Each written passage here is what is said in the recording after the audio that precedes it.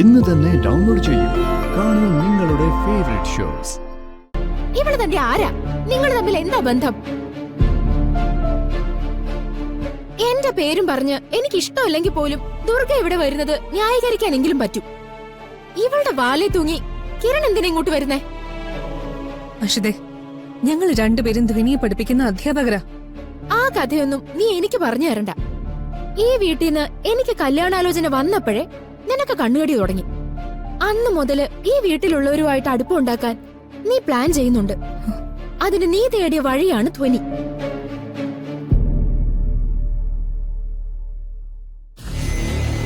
കല്യാണത്തിന് മുൻപ് തന്നെ നീ ആ വഴി നന്നായിട്ട് ഉപയോഗിച്ച് ഇവിടെ കയറി പറ്റി. പൂർണിമ ചേച്ചിയെ കയ്യിലും എടുത്തു. പിന്നെ നിന്റെ നാടകവും ക്യൂട്ട്നെസ്സും ഒക്കെ വാരി വെതറിയുള്ള വർത്താനം കൂടി ആയപ്പോ ബാക്കിയുള്ളവരും വശത്തായി. നീ എന്തൊക്കെയാ പറയുന്നേ? ഓ, ഞാനിതൊക്കെ മനസ്സിലാക്കിയെന്നറിഞ്ഞപ്പോ നീ ഞെട്ടിപ്പോയല്ലേ? നീ മനസ്സിൽ കാണുന്നതേ ഞാൻ മാനത്ത് കാണൂടി.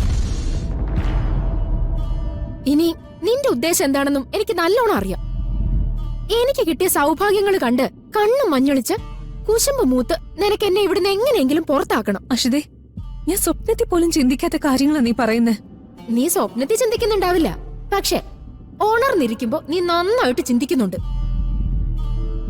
അതൊക്കെ നീ വെറുതെ ആലോചിച്ചു കൂട്ടുന്നതാ. നിന്റെ ഒരു ഉദ്ദേശം ഇവിടെ നടക്കാൻ പോകുന്നില്ല. ഞാനതിന് സമ്മതിക്കേയില്ല.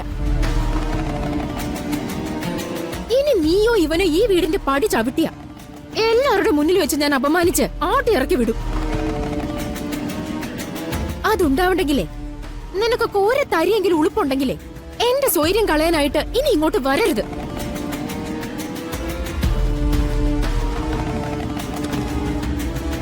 നിക്ക്. നിന്റെ മനസ്സിൽ എന്നോടുള്ള അസൂയ കൂട്ടാൻ ഒരു കാര്യം കൂടി നീ അറിഞ്ഞോ? ഈ ഇന്ദ്രപ്രസ്ഥം വീടിന്റെ റാണി ഇനി ഞാനാ.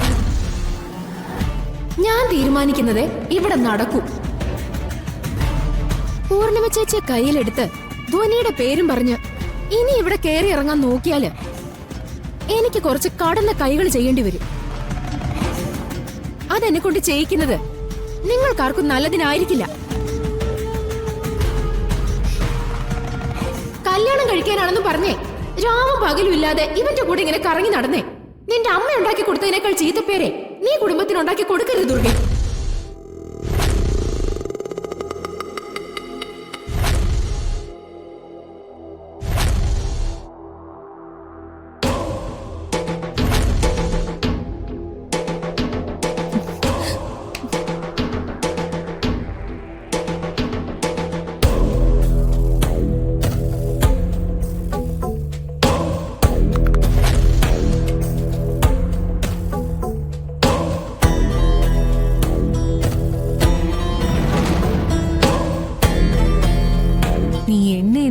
പറഞ്ഞു, അത് ഞാൻ കേൾക്കും.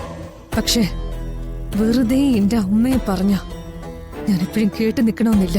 വേണ്ട, നീ കേട്ട് നിക്കണ്ട. ഇനിയൊന്നും കേൾക്കാനായിട്ട് ഇങ്ങോട്ട് വരാൻ വേണ്ട. രണ്ടുപേരും എത്രയും പെട്ടെന്ന് ഇവിടെ നിന്ന് ഇറങ്ങിപ്പോയി തന്നാലേ വലിയ ഉപകാരമായിരിക്കും.